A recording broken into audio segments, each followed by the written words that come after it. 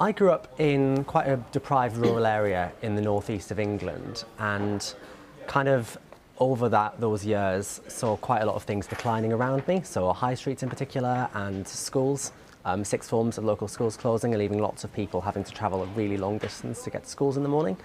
And I never really made the connection to politics for a couple of years after that, when I was in the cohort of students, the first one, whose A-level results were cancelled during the pandemic.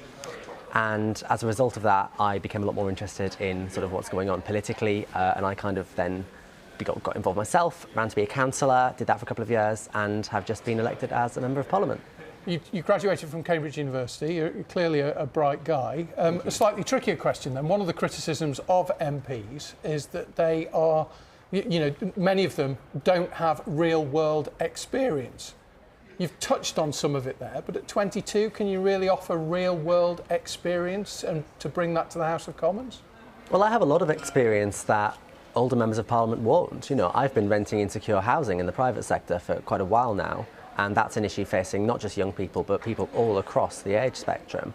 And it's something that I intend to do a lot of work on now that I'm in Parliament.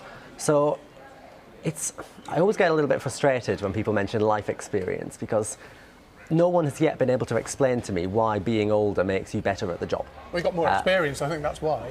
But what kind of experience? Well, by definition, over the years, you gain more experiences, don't you? But what kind of experience, right? What life experience? No one's been able to.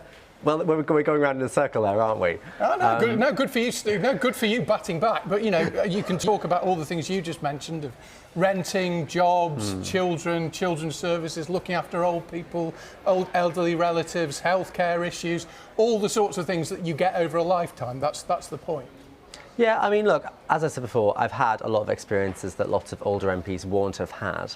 And I've done quite a lot for my age as well. I mean, I've been a councillor for a couple of years and a cabinet member responsible for about £17 million of public money over the last year.